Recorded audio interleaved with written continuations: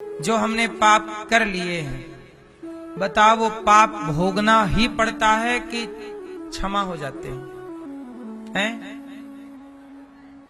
किस स्थिति में भोगना पड़ता है और किस स्थिति में क्षमा होते हैं, ये दो स्थिति जान लो, काम आएगी। ये ज्ञान बहुत काम आएगा आपके। एक तरफ लिखा है शास्त्रों में, अवश्यमेव भोक्तव्यम कृतम कर्म शुभाशुभम। जो हमने किया है उसे अवश्य ही भोगना पड़ता है। उदाहरण देखिए, जैसे दशरथ जी को भोगना पड़ा, उन्होंने मारा श्रवण कुमार को, उनके माँ बाप तड़पे तो दशरथ जी को भी तड़प तड़प के मरना पड़ा। किया गया पाप अवश्य भोगना पड़ता है। एक तो ये कथन है शास्त्रों का, बात समझ में आई। एक पहलू ये है कि जो किया है वो कोई भी क्यों ना हो, भीष्म पितामह को कांटों के ढेर में फेंक दिया था, सांप को, पितामह को भी बाणों की सैया में लेट के भोगना पड़ा। बोलो हाँ, भोगना पड़ता है। लेकिन एक तरफ शास्त्र ये भी कहते हैं कि नहीं भोगना पड़ता। जन्म कोटि मतलब करोड़ों जन्म के अघ, कोटि जन्म अघ नासहि तवहि। अघ मीन्स पाप होता है। हमने करोड़ों जन्मों में जो पाप किए हैं वो पाप से मुक्ति मिल जाएगी। एक तरफ तो कह रहे हैं कि जो किया है भैया भोगना पड़ेगा, और एक तरफ कह रहे हैं कि नहीं जी मुक्ति मिल जाएगी। अब किस परिस्थिति में मुक्ति मिलेगी कि नहीं भोगना पड़ेगा, और किस परिस्थिति में भोगना पड़ेगा, ये दो परिस्थितियां समझ लो। शास्त्रों की बातें जल्दी से समझ में नहीं आती, इसलिए उसे परंपरागत समझना पड़ता है। कई बार एक जगह लिखा है कि तू कर्म कर, कर्मण्येवाधिकारस्ते, और उसी भगवद गीता में लिखा है सब छोड़ मामेकम शरणम व्रज। एक तरफ कह रहे हैं कर, एक तरफ कह रहे हैं छोड़। अब करें कि छोड़ें? तो ये गीता है, पुस्तक लेके बैठ जाओगे समझ में नहीं आएगा, पढ़ लो ठीक है। इसलिए हमारे यहाँ गुरु परंपरा है, गुरु जी समझाएं तब चीजें समझ में ठीक ठीक से आती हैं। इसी को बोलते हैं परंपरागत ज्ञान। शास्त्रों का ज्ञान वह टेढ़ा भी है, बिना पढ़े, बिना गुरु जी से पढ़े परंपरागत ज्ञान है ना, वो ज्ञान समझ में आएगा पढ़ने से। एक तरफ लिखा है कि कृतम कर्म शुभाशुभम अवश्यमेव भोक्तव्यम कृतम कर्म शुभ, जो करा है भोगना पड़ेगा। और दूसरी तरफ लिखा है, एक तरफ लिखा है कि मुक्ति मिल जाएगी, कोई पाप नहीं भोगना, एक तरफ लिखा है कि भोगना पड़ेगा। अब ये दो बातें हो गई कि नहीं, और दोनों एक दूसरे की विरोधी बातें हैं। अब आओ इन्हें समझते हैं। जैसे आप लोग वृंदावन आ गए, तो वृंदावन आ गए और आपने दर्शन कर लिया, चूंकि धाम आए, श्रद्धा से दर्शन किया, जगन्नाथ जी गए, श्रद्धा से जगन्नाथ जी का दर्शन, इससे आपको मोक्ष मिलेगा। पर जो आपने किए हैं पाप, आपको भोगना पड़ेगा, क्योंकि यहाँ पे पाप का भी फल मिलेगा और पुण्य का भी, दोनों मिलेगा। लेकिन एक परिस्थिति, स्थिति ऐसी है जहां सब समाप्त हो जाएगा। कब? तो सुनो, जब व्यक्ति भगवान के चरणों में आत्मसमर्पण कर देता है। क्या कर देता है?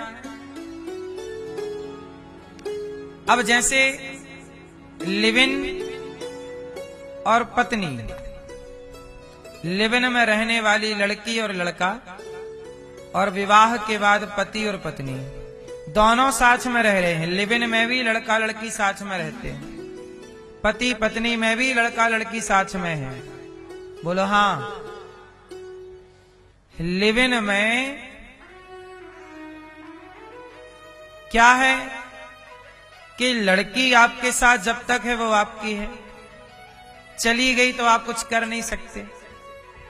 बोलो हाँ, वो आपकी थी ही नहीं, उसमें आपका अधिकार नहीं है। लिव इन में आप रह रहे हैं तो किसी पे अधिकार नहीं जमा सकते, ना लड़के पे ना लड़की पे। वो मन मौजी है, जब तक रहे रहे, बच्चे पैदा हो गए तो भी यदि वो जाना चाहे तो आप जा सकते हैं, लेकिन विवाह के बाद परिणाम दूसरे होते हैं। बोलो हाँ कि ना? ऐसे ही भगवान के धाम में जाना, जाके चले आना, ये तो लिव इन जैसी बात हो गई। लेकिन विवाह कर लेना, पत्नी अब तुम्हारे समर्पित है, पति अब तुम्हारे असमर्पित है, दोनों ने समर्पण किया तब रिश्ता बना। बोलो हाँ। ऐसे ही पत्नी हो गई, विवाह हो गया तो पत्नी का सारा सुख तुम्हारा है और पत्नी का सारा दुख तुम्हारा है, पति का सारा सुख तुम्हारा और पति का सारा दुख आपका। बस इसी तरह जो भगवान में समर्पित हो जाते हैं, यदि मैं समर्पण कर दूं, जैसे पत्नी का समर्पण पति के लिए है, ऐसा भक्त का समर्पण भगवान के लिए हो जाए, तो बताओ लड़की के पास जितनी दौलत है, विवाह के बाद वो पुरुष की भी हो गई कि नहीं? और पुरुष के पास जितनी दौलत है वो लड़की की हो गई कि नहीं, पत्नी की? बोलो हाँ। जो तेरा है वो मेरा, जो मेरा है वो तेरा। ऐसे ही जहां भगवान में समर्पण हो पत्नी की तरह, तो फिर भगवान कहते हैं तेरा सारा पाप पुण्य मेरा है, फिर आ मेरी शरण, तू मुक्त है, सब मेरा हो गया। जहां समर्पण है वहां फिर भोगना नहीं पड़ेगा, पर वो समर्पण पूरा हो। बोलो हाँ। समर्पण कर दीजिए। अब छोटा मोटा कष्ट तो फिर उठाना ही पड़ता है, जो है ठीक है। जैसे एक संत जी हुए हैं माधवदास जी। माधवदास जी आखिरी में बीमार पड़ गए। बीमार पड़ गए तो भगवान उनकी सेवा करने लग गए, लंगोटी धुलने लग गए। किसी ने कहा प्रभु जब आप अपने भक्त की लंगोटी धुल सकते हो तो आप इसे बीमारी से बचा क्यों नहीं लेते, ये बीमारी ही ना रहे। भगवान बोले बात तो ठीक है, ये मेरे आश्रित है, परंतु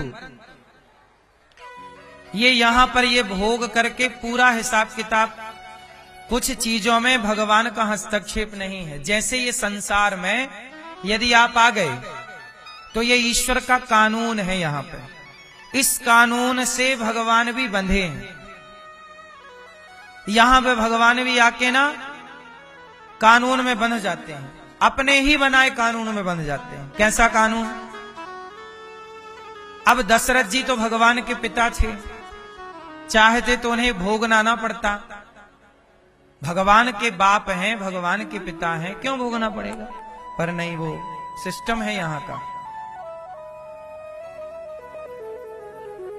इसलिए कहता हूं, अब भगवान की मां है देवकी, पिता है वसुदेव, दोनों को जेल में रहना पड़ा और सालों तक रहना पड़ा। यहां का विधान है। भगवान कृष्ण के भांजे मारे गए, अभिमन्यु। भगवान ने कई बार अपना विधान तोड़ा भी है। कैसे? जैसे गुरु जी का बेटा मर गया था, सांदीपनी जी का, तो मरे हुए बेटे को भगवान ने जिंदा कर दिया था। कर दिया ना, मरे हुए को जिंदा कर दिया।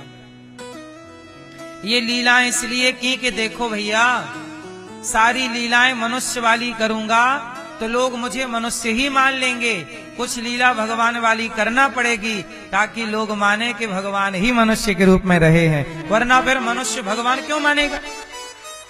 इसलिए कुछ लीलाएं भगवान ने भगवान वाली की, कुछ लीलाएं मनुष्य वाली की।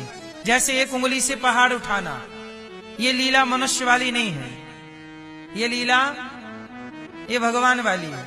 इतने से मुंह में ब्रह्मांड दिखाना, ये लीला मनुष्य वाली नहीं है, ये लीला भगवान वाली है। क्योंकि सारी लीला मनुष्य वाली करते तो फिर मनुष्य लोग तो समझ लेते कि भाई ये तो मनुष्य है, क्योंकि भगवान को समझ पाना बड़ा कठिन है।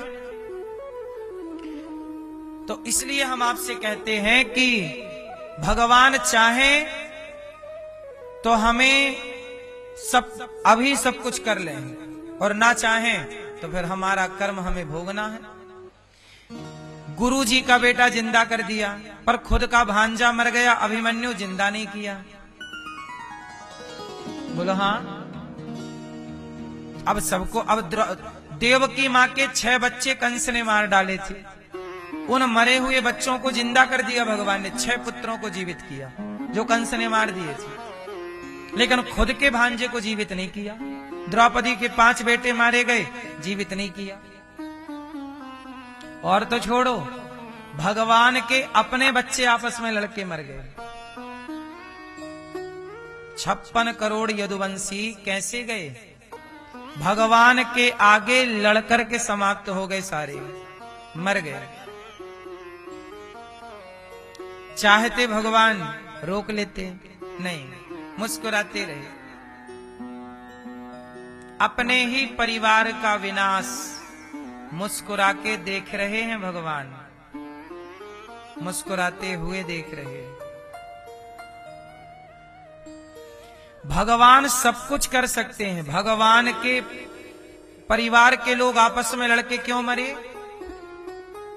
इसलिए मरे क्योंकि गांधारी माता ने शाप दे दिया था। जब दुर्योधन मर गया तो गांधारी रोई, तब कृष्ण आए। गांधारी बोली, कन्हैया आप चाहते तो ये महाभारत रुक जाता। गांधारी कह रही हैं कि आप चाहते तो महाभारत ना होता।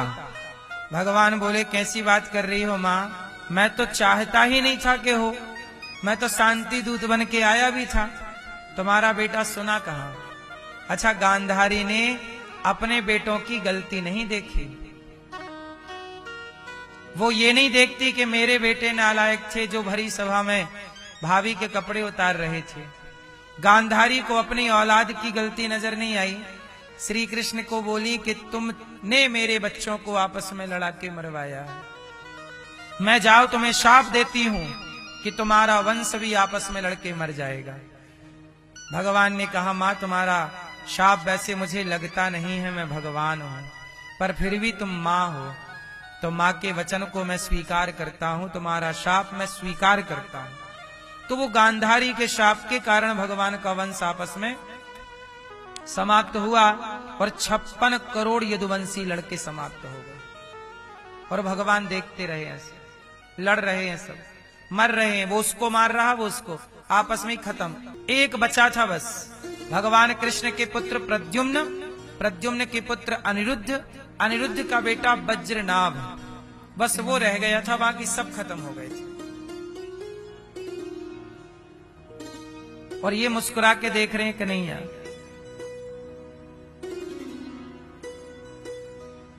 ऐसे भगवान हैं जो सब कुछ कर सकते हैं, शाप टाल सकते हैं, मरे को जिंदा कर सकते हैं, पर भगवान भी इस धरती पे आए हैं तो कुछ मर्यादाओं का पालन, यहाँ के नियमावली का पालन भगवान भी करते हैं। इसलिए कहता हूं कि मृत्यु जब हो किसी की तो शोक ना किया करो, क्योंकि यह मृत्यु इस धरती का अटल सत्य है और ईश्वर का ये विधान है। शोक ना करो, ये जानो कि मृत्यु आज उन्हें जाना पड़ा, कल हमें भी जाना पड़ेगा। अपनी अपनी तैयारी में लगो और लड़ाई झगड़ा ना करो।